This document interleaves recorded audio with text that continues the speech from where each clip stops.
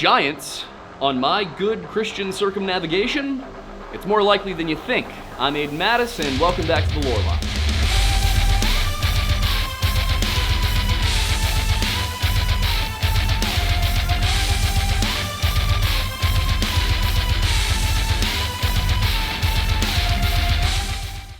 In September of the year 1522 AD, Juan Sebastian Elcano and his ship, the Victoria, limped into the harbor of the Spanish city of Sanlúcar de Barrameda.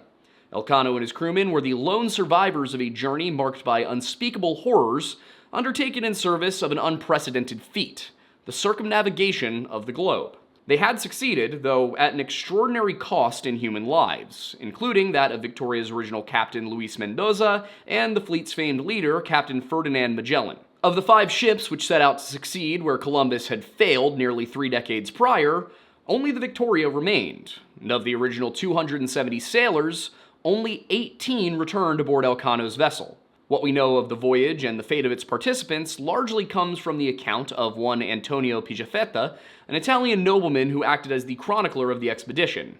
And among his tales of mutiny, illness, and conflict with the indigenous peoples with whom the expedition interacted, one story in particular has long stood out as the most peculiar of them all. A tale of giants, whole tribes of which were said to live along the coasts of Patagonia. It was March in the year of 1520, winter was fast approaching in the southern hemisphere, and Magellan's fleet, still intact at this time, desperately needed to find a portage in which to ride out the cold weather. Furthermore, Magellan needed an opportunity to get control over his officers and his crew, as the Atlantic crossing had not been without tension, with Pigafetta writing that the captains who accompanied Magellan hated him exceedingly, and though he knew not why, he felt it could be because he was a Portuguese and they Spaniards. Now, it had not been Magellan's intention to sail under the banner of the Spanish, at least not initially, but when his own king, Manuel I, rejected his proposal to seek a route to Asia by rounding South America, he took his plans to King Charles I of Spain, a man he found eager to seek an advantage over his Iberian rival. Magellan's voyage began at Sanlúcar on September 20th, 1519, with a brief supply stop at Tenerife in the Canaries beginning on the 26th of that month. They set sail once more on October 3rd, passing the islands of Cabo Verde as they made their way down the African coast towards the mountains of Sierra Leone and then potentially towards Equatorial Guinea, though later work suggests that the journey continued south from the aforementioned mountains. Either way, they found themselves in absolutely horrific weather conditions, during which time Pigafetta wrote that they experienced strange occurrences on the high seas. For 60 days it rained, and they were unable to navigate in the blustering storms and vicious currents which battered their fleet. And the author related how their only consolation was the presence of St. Elmo's fire atop the high masts, giving them hope that God would not abandon them to a watery demise. Yet still, the sea threatened to toss them asunder, and when that blessed light was about to leave us, Pigafetta wrote, so dazzling was the brightness that it cast into our eyes that we all remained for more than an eighth of an hour blinded and calling for mercy. With the light of their guardian saint extinguished and their eyes nearly blinded from its departure, they despaired of their fate, only for the sea to suddenly grow calm around them, allowing their voyage to continue without any great tragedy. As they got underway once again, the Italian described the strange wildlife he observed along the journey. They had, of course, encountered sharks, which they tried to eat, only to find that they were not as good to eat unless they were small, and even then they were not very good. But truly strange were the descriptions of many kinds of birds, among them one that had no anus, and another which, when the female wishes to lay its eggs, it does so on the back of the male, and there they are hatched. This second creature he claimed had no feet and always lived in the sea. A third bird, which he called the casagela, was seen to fly behind the other birds until they are constrained to drop the contents of their stomachs, which the cagacela seizes immediately and abandons the latter bird. And based on this description, he may have been observing the magnificent frigate bird, a hunter and scavenger frequently seen off the coasts of West Africa, though translator and editor James Alexander Robertson argued that it was in fact the parasitic jaeger, and I'm going to butcher this pronunciation, Stercorhous parasiticus. In any case, the fleet eventually did find its way across the Atlantic, where they found themselves off the coast of the land of Verzin, which is today known as Brazil. And according to Pigafetta, they made landfall at 23.5 degrees south latitude, or the location of modern-day Rio de Janeiro. The land of Verzin is wealthier and larger than Spain, France, and Italy put together, he wrote, but its inhabitants were in his mind deeply uncivilized. The people of that land are not Christians, Pigafetta continued, and have no manner of worship, living to the dictates of nature. Furthermore, they wore no clothing, lived in large communal buildings, and had no metal tools but for those traded to them by Europeans. Despite all of this, however, the people of Verzin were said to live extremely long lives, with Pigafetta remarking that they would often reach an age of 120 and even 140 years. But most jarring to Magellan's crew was the observation that they ate the flesh of their enemies, not because it was good, but because it was a certain established custom. Now, according to Pigafetta, as told him by the ship's pilot John Carnaggio, this tradition began when an old woman of one of the tribes lost her only son to some kind of conflict. The woman's kinsmen or friends tracked down the killer, and when they brought him to the grieving mother, she descended into a violent rage and bit him on the shoulder. Shortly afterward, wrote Pigafetta, he escaped to his own people, whom he told that they had tried to eat him, showing them in proof the marks on his shoulder. And from that point on, any slain enemies were eaten as a form of retribution, and eventually this process just became customary.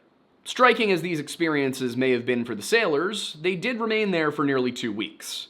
The natives were friendly and hospitable, and at one point even built a house for Magellan's men, under the belief that the newcomers intended to stay a while and rest. Pigafetta surmised that their friendliness might be a result of superstition, as it had not rained for 2 months before their arrival, but when Magellan's crews came ashore, the skies opened up and water fell from the clouds.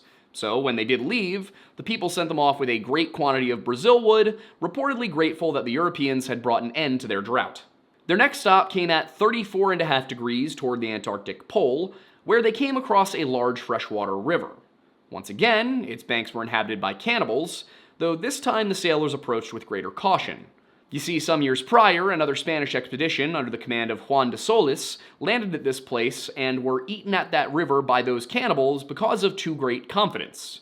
Now, these were not the same people as before. They were of a different tribe, the Treacherous, and even a different linguistic family altogether, and de Solis and his men met their fate just 4 years prior to Magellan's arrival in 1516.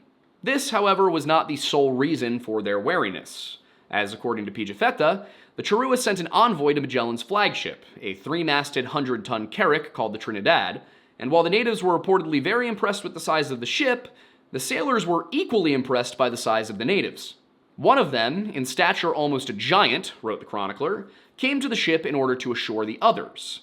The man had a voice like a bull, and while his exact dimensions were not recorded, Pigafetta gave an indirect indication through his description of their encounter from that point on. The natives appeared to be fearful of the newcomers, and while their friend communed with Magellan on the Trinidad, they gathered their belongings and retreated into the forests and hills beyond the beach. Seeing this, Pigafetta continued, we landed 100 men in order to have speech and converse with them, or to capture one of them by force, though the reason for the latter goal was not recorded. In the end, it didn't matter, because the Treacherous fled, and in fleeing they took so large a step that, although running, the landing party could not gain on their steps. And the wording here implies that their flight was not necessarily successful because of any greater degree of athleticism, though that surely could have played a role, but because they were so tall that the Europeans simply could not match their stride. So, Magellan's men, with nothing to show for their landing and likely a great deal of anxiety over the fate of de Solis and 60 of his men, returned to their ships and continued south until March 31st, when they reached a natural bay at 49.5 degrees south latitude in a place called St. Julian. By this point, the long, arduous journey across the Atlantic, coupled with the discomfort of Spanish captains sailing under a Portuguese commander, was boiling towards mutiny. Things escalated further almost immediately after they arrived, with Pigafetta writing that it happened that as soon as we had entered the port, the captains of the other 4 ships plotted treason in order that they might kill the captain general.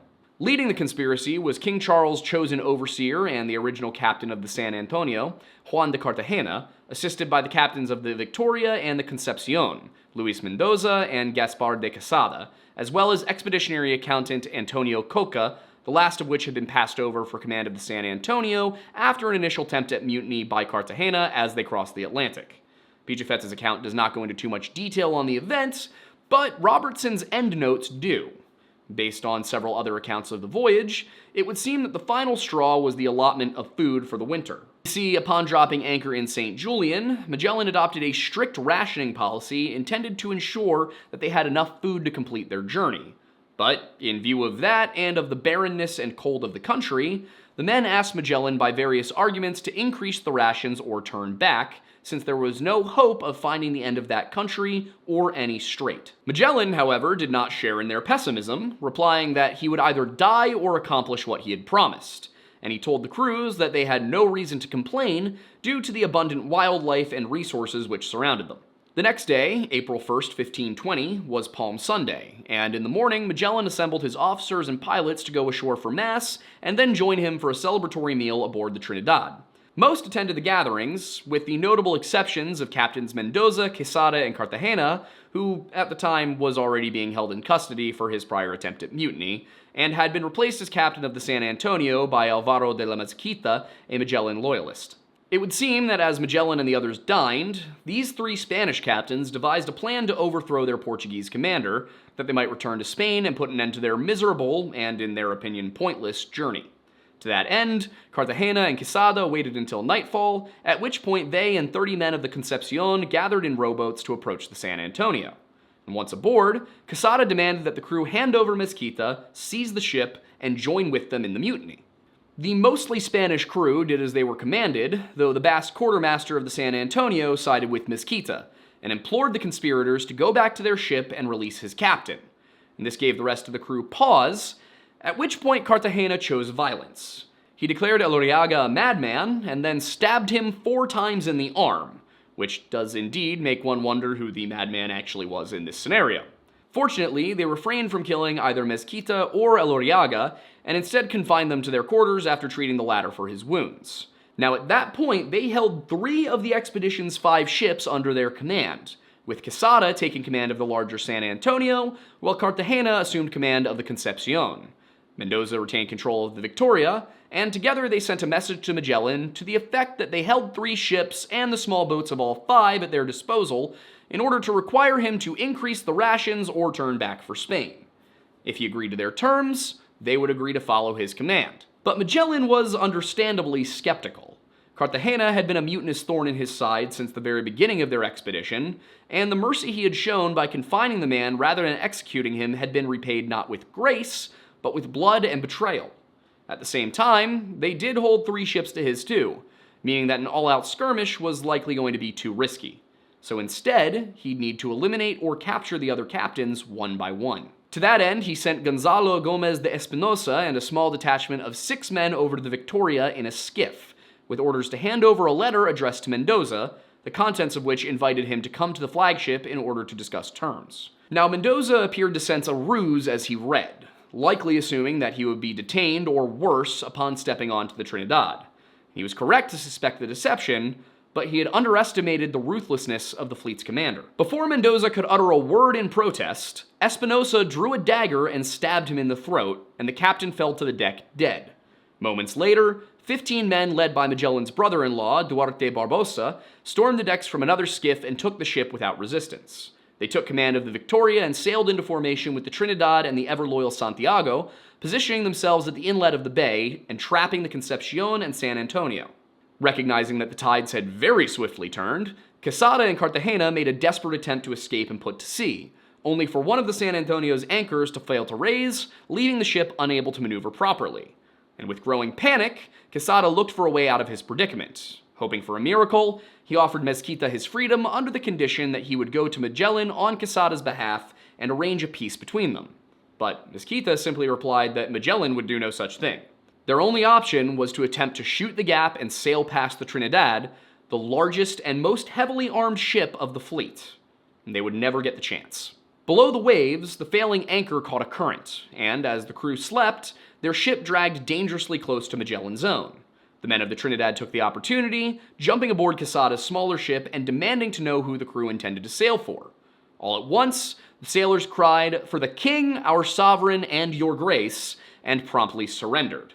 A short while later, a detachment was sent to the Concepcion, whose crew handed over Cartagena and surrendered without a fight. So, in just one night, the mutiny had not just been foiled, it had been crushed, and the consequences were to be severe. All of the sailors involved, some 40 men, were pardoned, but Magellan did not extend that same mercy to their leaders. Mendoza's body was taken ashore, where it was quartered and given a traitor's burial. Quesada, on the other hand, spent several days in holding, but on April 7th, he too was sentenced to death by beheading, a sentence carried out by one of his subordinates. The sole survivor amongst the conspirators was Cartagena, who Magellan spared only because he was a man chosen by the king himself. Instead, the commander ordered him marooned on the deserted shores of the bay, along with a priest who had assisted him in planning the rebellious act. With that, the mutiny was finished, and for some time, very little happened in the Bay of St. Julian. Until one day, a giant appeared on the shoreline. But before we get to that part of the story, I do need to take a minute to talk to you about our sponsor for today's video, our long-term partner, Fume. Now, we have been working with Fume for as long as I can really remember. I think they were one of our earliest sponsors, and one of the reasons we continue to work with them is that it's genuinely a good product. To give you the gist, this little handy-dandy flavored air device is intended to help you kick bad habits, though not just by going cold turkey, instead by taking the bad part out of the habit and replacing it with something that is, easy, good, enjoyable, fun. You see, inside this little bad boy is a little flavoring stick. This is just fiber soaked in natural flavorings, and it just slides into there. You can control the airflow this way. And that way, if some people are standing around indulging in their bad habits, you can join in and you can, get over that peer pressure feeling without having to engage in the habit yourself. We personally know several success stories regarding this product, and I have used it to kick some bad habits of my own that I would partake in socially after a night out. If you've been watching us for a while, you know that we do our best to find brand sponsors that are going to be solid, reliable, and helpful to our viewers, and I gotta say that I think Fume is one of the best ones. And if you order the Journey Pack, that's this guy right here, plus several of those little flavoring stick pouches, you will get a free topper. It's a little guy that goes right on top of here and changes up the mouthfeel from, metal to silicone. There are a number of reasons you might want to use that, but I can tell you right now that this guy gets cold in the winter. So if you'd like to take a shot at getting rid of your bad habits, you can go to tryfume.com/lorelodge or scan the QR code on your screen and use code LORELODGE to get your free Fume topper when you order the Journey Pack today. Once again, that is tryfume.com/lorelodge, tryfum.com/lorelodge, or scan the QR code and use code LORELODGE to get your free Fume topper with your Journey Pack today. And now, back to the Giants.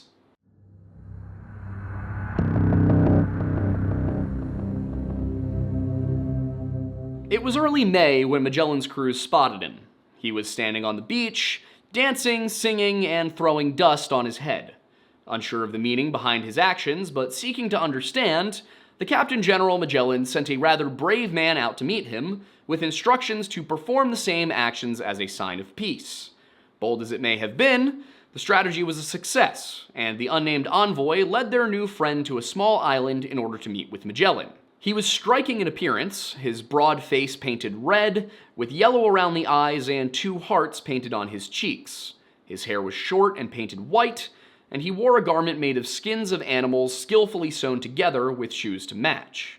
But the truly incredible part was the sheer size of this man. He was markedly taller than any of the Europeans, such that the sailors could stare directly into his belly button while standing upright. But large as he was, Magellan and his men were not altogether fearful. The giant carried a short, heavy bow with a string somewhat thicker than that of a lute, but showed no signs that he intended to use it against them. Magellan offered him food and drink, and even showed him a mirror, which apparently frightened him so much that he leapt backwards and knocked over several of the commander's companions. Thankfully, nobody felt threatened by the sudden movement, and Magellan sent a detachment of 4 armed men to escort the giant back to shore, along with a set of gifts including a mirror, a comb, some bells, and the Lord's Prayer. As they reached the shoreline, another such man appeared, and though he would not approach the boats, he did run to alert the rest of the tribe, and they all filed down onto the beach, similarly dressed and painted, where they began to dance and sing and lift a finger towards the sky. The Europeans took this to be a good omen and invited them to come and see the ships.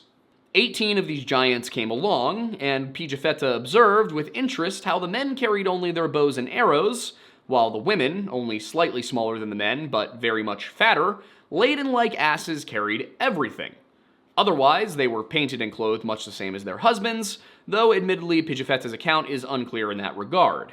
He initially referred to the first giant as naked, but then described him as wearing clothes made of animal skins, only to then refer to the entire tribe as being naked when they emerged from the forest. Additionally, he wrote that the women differed from the men in that they wore a loincloth to cover their private area. In any case, the sailors observed that their lifestyle was centered around hunting and gathering, with one animal in particular providing skins, bowstrings, meat, and other such resources. This animal Pigafetta described as having a head and ears like those of a mule, a neck and body like those of a camel, the legs of a deer, and the tail of a horse, like which it neighed.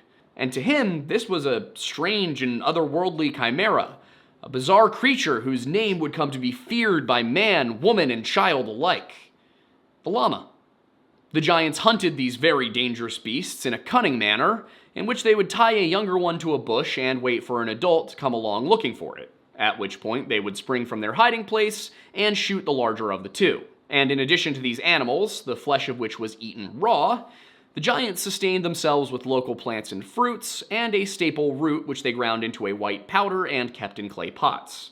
Content to remain here for a while, yet cautious of setting up camp on the shoreline, Magellan's crew opted to stay on the island where they'd met with the first giant, as well as on their ships. After 6 days, some of the men were off on the mainland cutting wood when they encountered another of the natives. He was clothed just the same and painted to match, and when the Europeans approached him, they found him friendly. He first touched his head, face, and body, and then did the same to the sailors, afterwards lifting his hands toward the sky. The men were unsure what to make of this, and so they returned to inform Magellan, who in turn ordered for the giant to be brought back on the small boat. They assented, and when the giant came ashore on the island, the officers found him to be tractable and amiable, once again dancing and leaping in what seemed to be a sort of performative greeting. And with each leap, his feet would sink a palmo, or the width of a palm, several inches, into the dirt on account of his great size and weight, which was greater even than that of the others they had met. This giant remained with them there for several days, during which time they managed to instruct him in the basics of Christianity and baptize him Johnny. When he finally departed, they sent him on his way with a woolen jerkin, cloth breeches, a cap, and a number of other personal items such as combs and bells. Johnny returned the next day with a llama as thanks for their generosity and kindness, but after that they never saw him again, and they feared that he had been murdered by his own people for spending time with the Europeans. For 2 weeks after that, they went without seeing another soul, until one day a group of 4 giants appeared once more. They were unarmed, a strange sight given how they always seemed to carry their bows, and each was painted with their own distinct design. For some reason, Magellan got it into his head that it would be a good idea to kidnap some of these giants so they could be taken back to Spain, and he hatched a cunning plan to capture them. Despite Pigafetta's claim that they were all concerned about Johnny being killed by his neighbors out of some contempt for the Europeans, these 4 seemed to approach without malice, and Magellan used this to gain their trust. He invited them to the island, where he offered them knives, scissors, beads, bells, mirrors, and all other manner of European goods, and when their hands were too full to carry anything more, he offered them the final gift, a pair of fastened iron rings bound together by an iron chain. Now the giants greatly desired to take this last offering, but they had no way of carrying it once laden with all of their other gifts. And furthermore, Magellan had been careful to only offer the gifts to the 2 younger-looking ones, and he used the perceived value of the items to ensure that those who received them would not allow the others to carry them.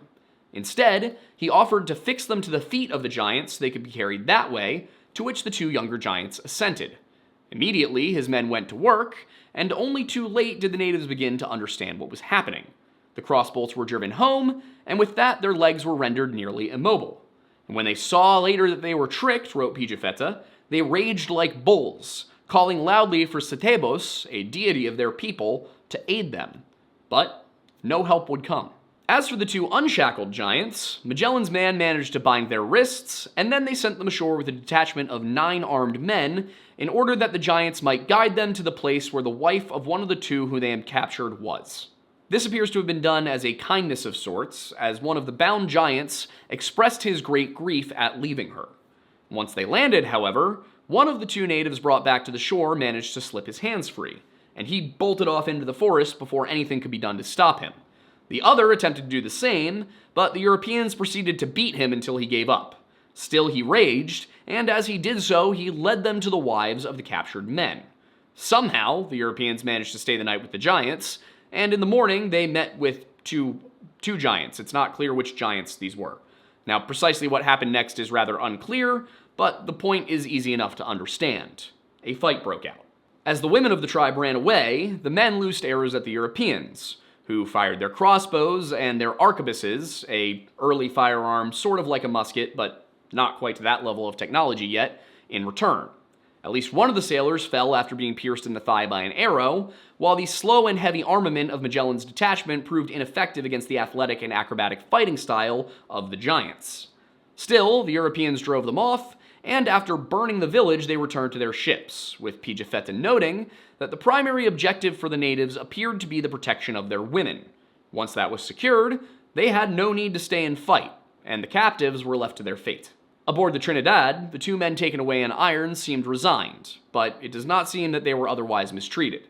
In fact, they appeared to have learned enough Spanish to communicate with Pigafetta, who recorded a number of details about their beliefs and behaviors. While the expedition had originally believed that these giants, along with the other natives they encountered, had no religion, they learned from their captives that they indeed had deities of their own. And when a member of the tribe passed away, 10 or 12 of these demons would appear and dance joyfully around the corpse. They too had painted faces, and had been seen with 2 horns on their heads and long hair which hung to their feet, belching fire from their mouth and buttocks. One of these demons was known to be taller and more enthusiastic than all the others, and they called this one Setebos. He was understood to be the leader of these spirits, who were likely not described as demons to the Italian writer, but were transmitted as such due to the broad medieval definition of demon as any spiritual being not in the service of the Christian God.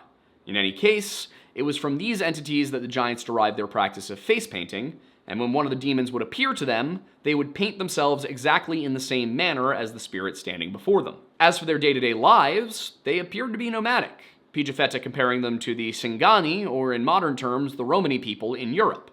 Their men hunted using primitive bows and held their arrows in strings wrapped around their heads, and the tribe supplemented their meat-heavy diet with roots and herbs gathered by the women.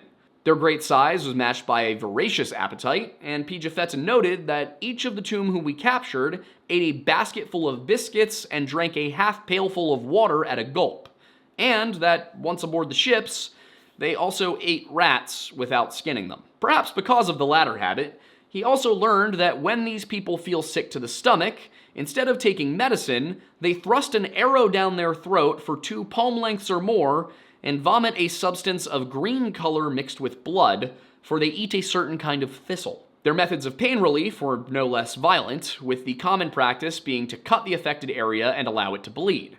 This was, according to one of the giants, because the blood refused to stay there in the place of the pain and consequently caused them suffering.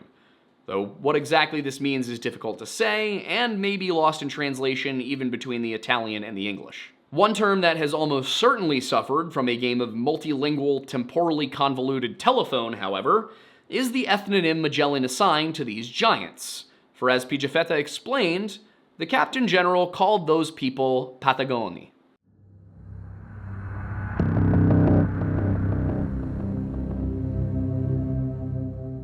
Sir Francis Drake and his fleet were storm-battered and weary by the time they sailed into the bay at St. Julian. It was June 20th in the year 1758, and as war between England and Spain grew more and more likely, Drake was sent on a secret reconnaissance mission and headed for the Straits of Magellan. Despite the urgency of their task, however, their crossing had not been smooth sailing by any means, and it was necessary to regroup and repair before making their way into the Pacific. For 2 days they sat at anchor, but while the bay kept them safe from the winds and the waves, supplies were still a major concern. And most importantly, they needed to find a source of drinkable water. To that end, Drake himself went ashore with a small party of trusted men to seek out a river or spring. And as they did so, a degree of uncertainty must have flashed through their minds. This was well known to be the place where, some 60 years earlier, the famed navigator Ferdinand Magellan encountered the legendary giants now known to them as Patagonia. Now, they had already encountered some evidence of these people further to the north, where Magellan's voyage reported near giants in the vicinity of present-day Buenos Aires in the form of the print of the feet in the soft ground. The breadth thereof was the length of one of our men's feet of the largest size, which could be no other than the foot of a giant, according to Drake's expedition. But if they had any doubt of the giants' presence in St. Julian, it was immediately washed away, as two of the giants appeared to them almost as soon as they stepped ashore. Thankfully, the Englishmen found these two to be quite friendly, and more interested in receiving gifts than they were any sort of conflict. When weapons were drawn, it was not done in anger, but in competition, as Drake's master gunner, a man named Oliver, showed off the power of the Welsh longbow they carried with them. And the giants marveled at the strength of this weapon, finding that it more than doubled the range of their own. But it was as Oliver and the others had their competition that two more of the giants approached. These ones older and of a sourer sort, who seemed very angry with the first pair and strove earnestly to withdraw them, ultimately sending them away. Drake's party should have retreated then, but they failed to understand the tenuous nature of their situation.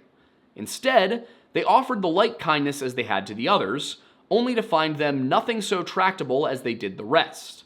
In an attempt to lighten the spirits, another man of the group by the name of Wintry decided to try and impress them in the same manner that Oliver had. Except when he drew back his bow and loosed its arrow, the string broke, and he was forced to take another from his bag to fix the weapon. Before anyone could even comprehend what was happening, one of the giants knocked an arrow to his own string, drew it back, and loosed a shot directly at Wintry. The arrow pierced his lung and threw him to the ground, though it did not kill him, and immediately Oliver prepared to return fire. In addition to the bow, they had also carried a fowling piece, or an early kind of shotgun, which he leveled towards the giants, only to find that the powder was too moist to light. The gun failed, and seconds later Oliver too received an arrow in the chest. This pierced his heart, killing him instantly, and inspired confidence in the giants to go after the rest of them. Drake had to act quickly, and he organized a plan to engage the archers without the use of any ranged weapons of his own. He presumed that the giants, unfamiliar with European melee weapons, had not imagined that their shotguns, swords, and targes were any munition or weapon of war, and thus ordered his men to shift from place to place, encroaching still upon the enemy, using their targes and other weapons for the defense of their bodies, and that they should break so many arrows as by any means they could come by. His remaining men jumped to it, using their small shields to cover their bodies as they closed the distance under a continuous hail of arrows. Drake himself made for the body of Oliver, where he picked up the fallen man's gun, re-primed it, and raised it against one of the Patagonia, the one who had originally shot at Wintry.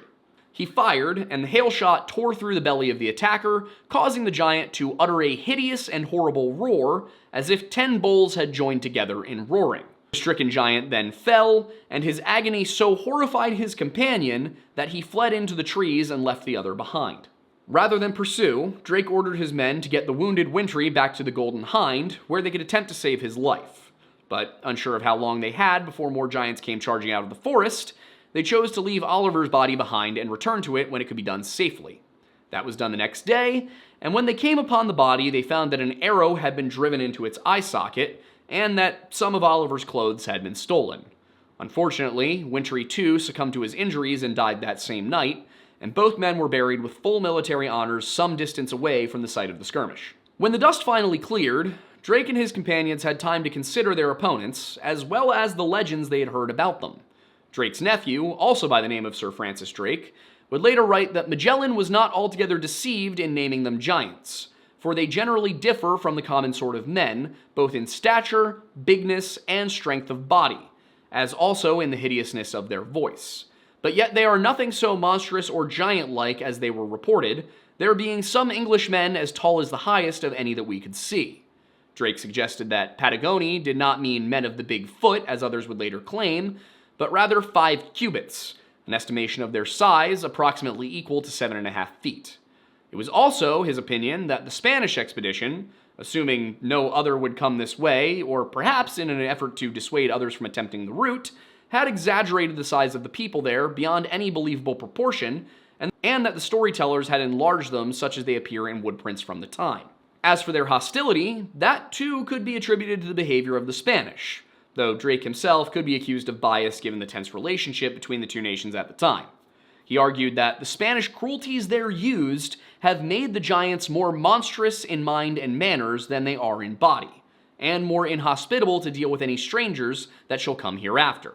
The ship's chaplain, Francis Fletcher, was largely in agreement, suggesting that the reason that the giants of this place should degenerate so far from all others, whom we had found so kind, loving, and harmless in other parts of the country, and that the rest should do us good and these should deal so bloodily with us, was not difference of nature nor climate as some would have it.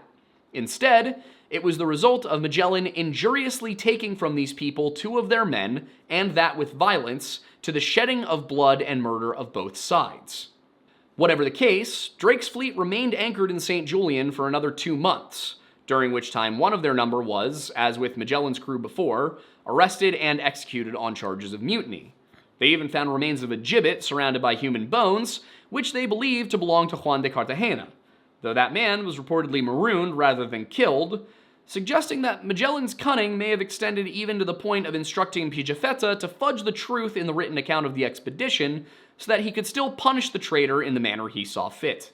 But what of Pigafetta's claims about the giants? Drake's men firmly stated that while very tall on average, the largest of the giants were no taller than the tallest Englishmen on the voyage. So why would Pigafetta describe them as being twice the size of a normal man? Drake had offered the suggestion that Magellan called them pentagones because they were 5 cubits tall, and therefore this would be a minor exaggeration likely meant to either magnify Magellan's feats or scare off potential rivals.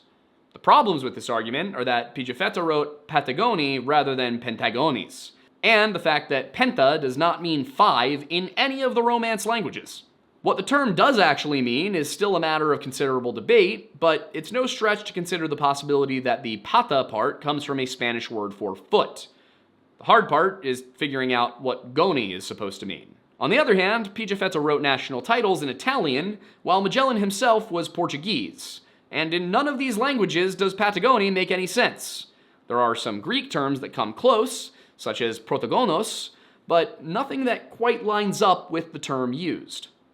All of this is to say that the word Patagoni does not really help us, and Drake was probably wrong in his estimation of its meaning, or that Drake lied about the size of the giants.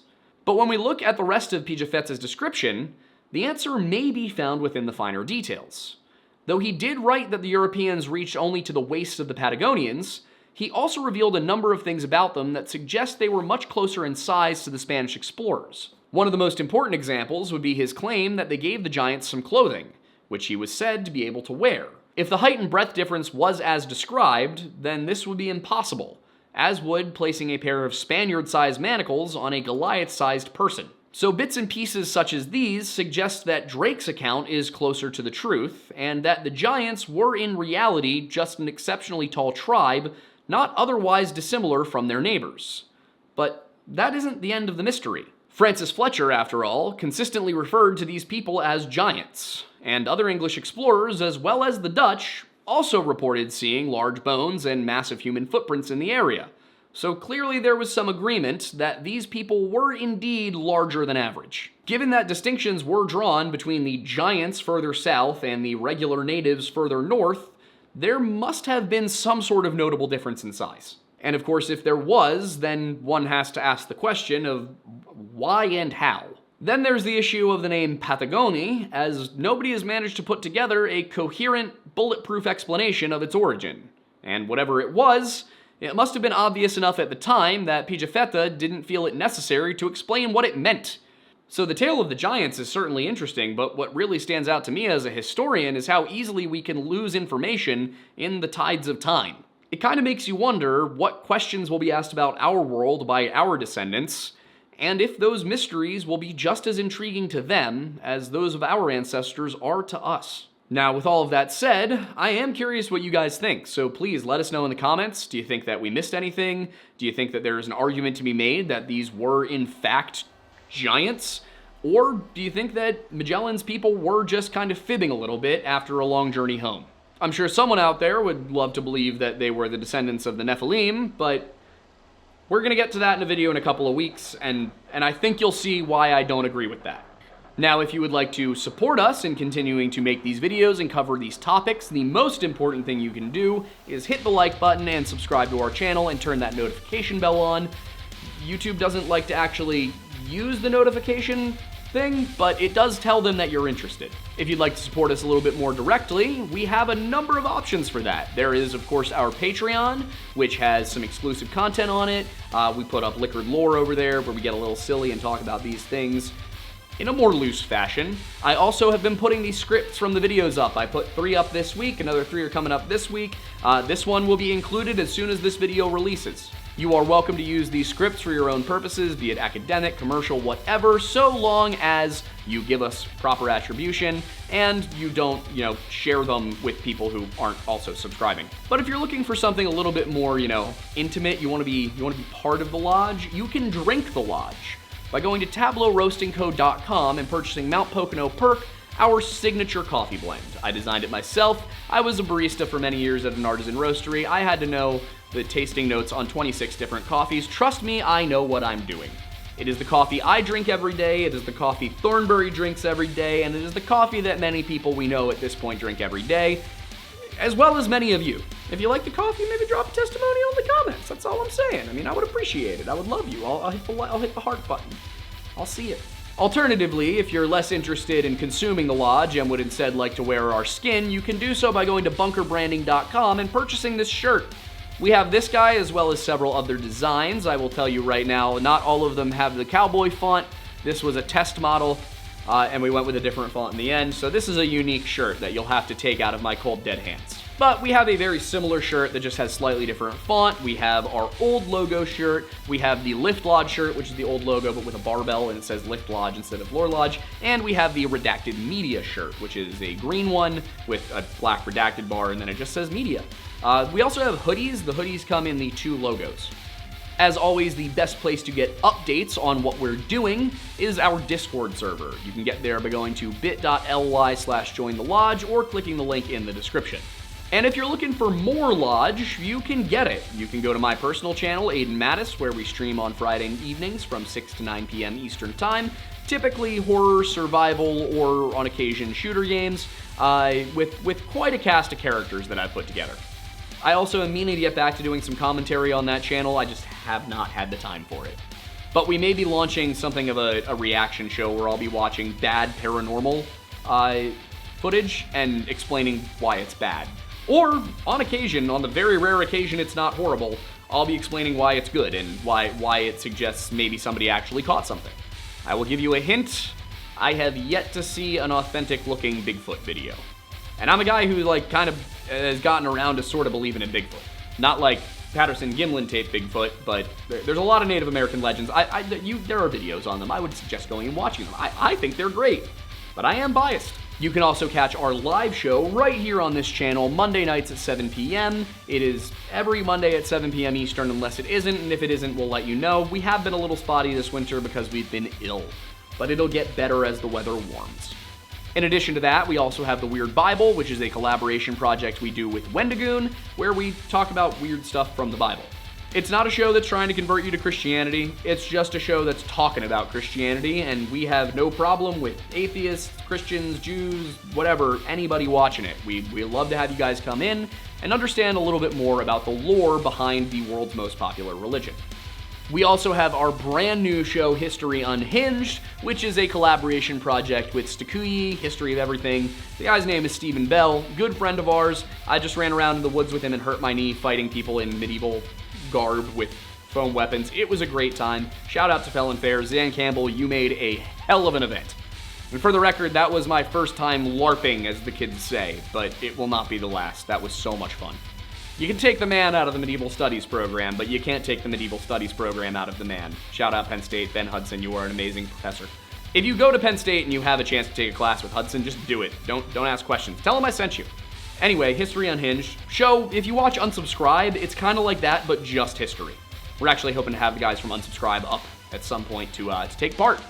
Then we also have Off the Record with our buddy Luke and Boozy Mixologist with our buddy Celso. Both of them are masters of their craft, one being music, one being bartending.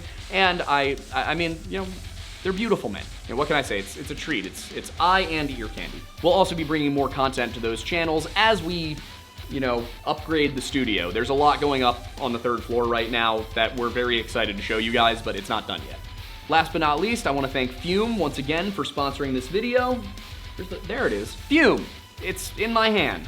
But in all seriousness, thank you, Fume, for being a long-term partner of the channel and providing a good, solid product to your consumers. I think that covers everything. I'm Aiden Mattis, and thanks for stopping by the Lore Lodge.